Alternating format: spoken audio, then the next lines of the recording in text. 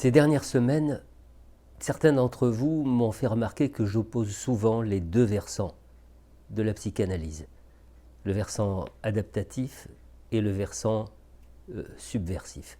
Et vous m'écrivez en me disant finalement qu'est-ce que ça veut dire subversif.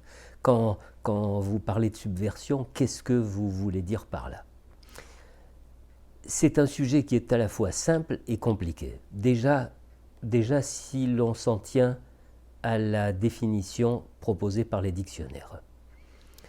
La subversion, elle est présentée comme ce qui sape les institutions et les valeurs établies, les actions, les stratégies qui visent à renverser l'ordre établi ou en tout cas à le contester, à contester ses lois, ses principes, etc. Bref, ce qu'on entend, c'est l'idée d'un bouleversement, l'idée d'une contestation, et pour aller encore plus loin, beaucoup plus loin, l'idée d'un renversement, presque d'une révolution.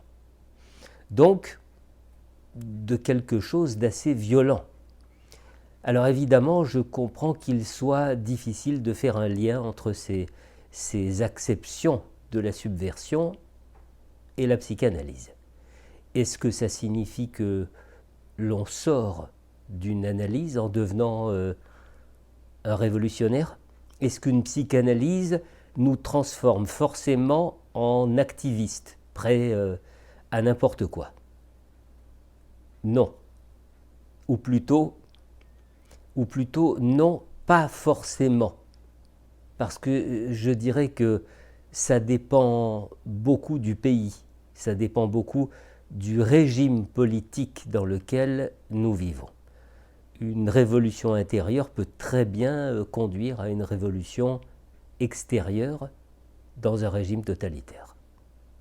Bon, ceci dit, pour comprendre en quoi consiste le fameux versant subversif de la psychanalyse, il faut comprendre, je crois, ce qui se joue dans le cabinet d'un psychanalyste.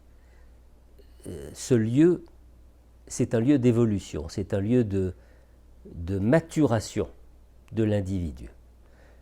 La plupart du temps, le psychanalyste accueille un enfant qui pendant très longtemps, pendant des années la plupart du temps, va éclairer son parcours de vie afin de saisir, de percevoir ce qui l'a empêché de devenir adulte. Alors, j'ai dit évolution, maturation, on peut dire que c'est aussi un lieu de révolution, dans le sens où certaines révélations, certaines prises de conscience qui se font jour au cours d'une analyse peuvent tout à fait nous conduire à remettre en question des pans entiers de notre vie. Bon, est-ce que pour autant le psychanalyste est seul à agir dans ce sens? Non. Il y a les philosophes, il y a des enseignants qui œuvrent avec le même objectif. Toutefois, il y a une différence flagrante entre ces professionnels et les psychanalystes. La différence, c'est que les philosophes, par exemple, ou les enseignants s'adressent à des groupes, à des classes, à des auditeurs, à des spectateurs, ou quelquefois au monde en général. Alors que le psychanalyste, lui, il vit une relation à deux. Voilà, il vit une relation dans l'intimité du deux. Et cette relation, c'est un accompagnement à la découverte de soi par soi-même et pour soi-même. Il y a sur le divan un sujet qui est littéralement empêtré dans une espèce d'armature morale très culpabilisante. Une armature qui l'empêche souvent de penser critique. Alors si, à l'issue de son cheminement, s'il parvient à penser par lui-même, alors ça signifie qu'il ne fait plus partie de la foule d'individus qui vivent dans l'illusion de choisir leur vie. Et vu sous cet angle, Et ben voilà, la subversion apparaît comme une extraction du sujet hors de cette foule par la révélation de sa singularité et son assomption.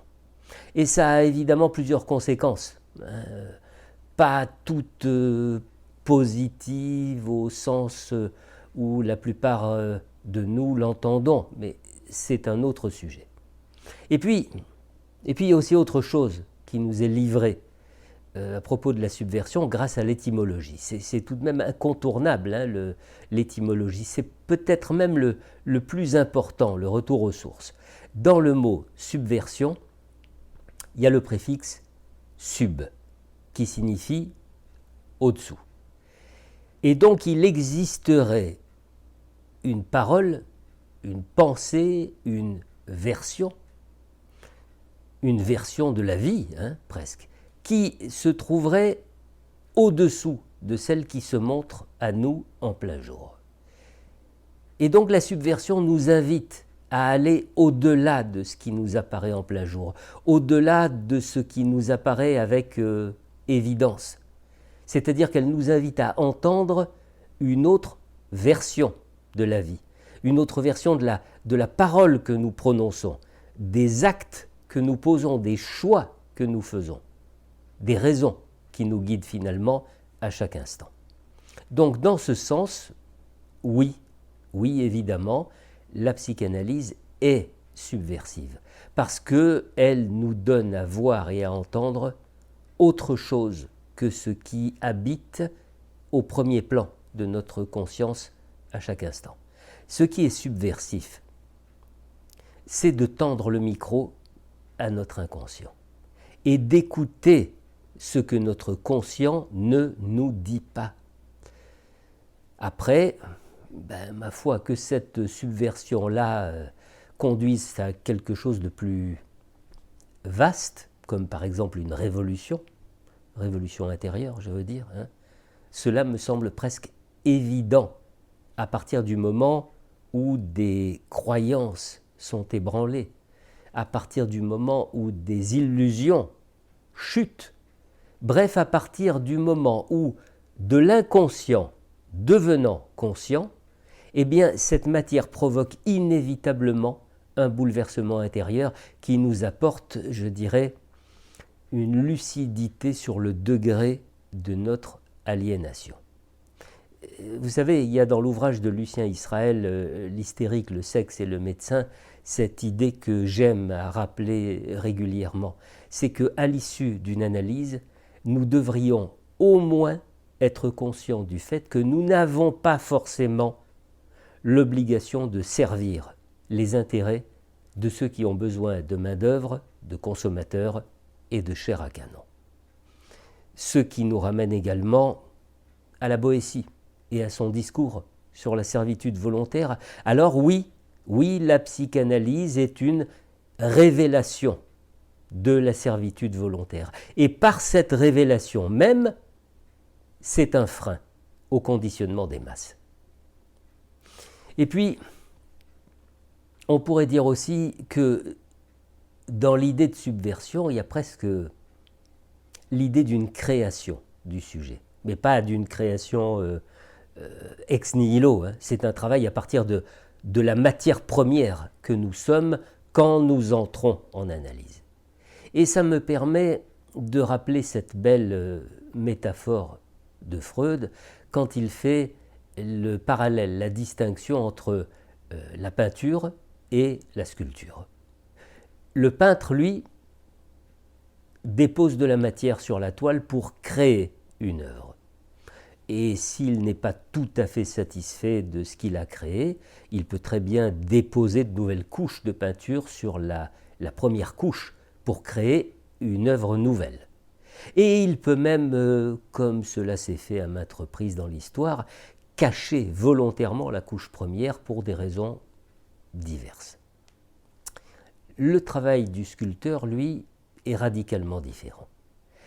Il s'agit non pas de déposer de la matière pour créer une œuvre, mais d'ôter de la matière à un bloc de marbre, à un bloc de pierre, dans lequel existe déjà en puissance l'œuvre qui sera révélée par l'artiste.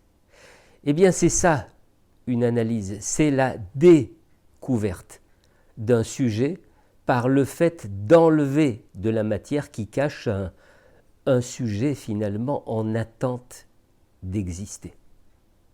Ce qu'on appelle processus de subjectivation, c'est ce processus qui permet d'être soi, c'est celui qui permet à un sujet de se dissocier de sa place de patient, de son identité même de patient.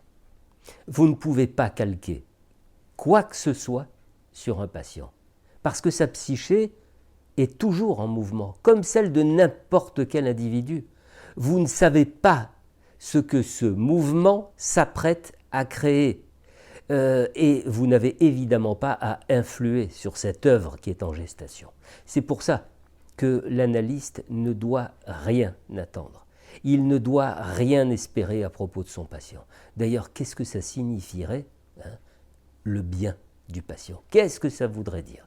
Qui peut bien savoir ce qui serait bien pour lui? Alors, pas de jugement, pas de normes. Pour qui se prendrait d'ailleurs celui qui croit savoir ce qui est bien pour tel ou tel? Et en disant ça, j'ai l'impression de boucler, de revenir à la métaphore du peintre et du sculpteur. C'est-à-dire, la psychanalyse n'apporte rien. Elle enlève, elle révèle. C'est pour cette raison que l'idée, parfois, d'évaluer, qui est une idée propre aux sociétés néolibérales, cette idée n'a strictement rien à faire avec la psychanalyse. Comment voudriez-vous évaluer quelque chose qui n'a rien à voir avec une norme quelconque? Évaluer, c'est quoi? C'est partir d'une référence, c'est partir d'un étalon, d'un modèle. Or, en analyse, il n'y a pas de référence, il n'y a pas d'étalon. Il y a l'effet d'un être désirant. Point. C'est-à-dire d'un être qui, à un moment donné, rencontre son désir. Et le désir peut prendre 1001 visages. C'est idiot de vouloir enfermer le désir. C'est idiot de vouloir le définir, de prétendre en faire un portrait robot auquel il faudrait se référer. Parce que si tel est le cas, alors il s'agit ni plus ni moins de conditionnement, et je dirais presque d'annexion. Évaluer, c'est nier la singularité, c'est la tuer. Et il en va très précisément de même concernant l'enseignement de la psychanalyse. Toute entreprise qui viserait à normaliser cet enseignement étoufferait obligatoirement son versant subversif. Ça réduirait la chose à un ensemble de données, finalement, qu'il suffirait d'incorporer pour savoir ce qu'il en est de l'analyse. Alors espérons juste que l'on n'y arrivera jamais.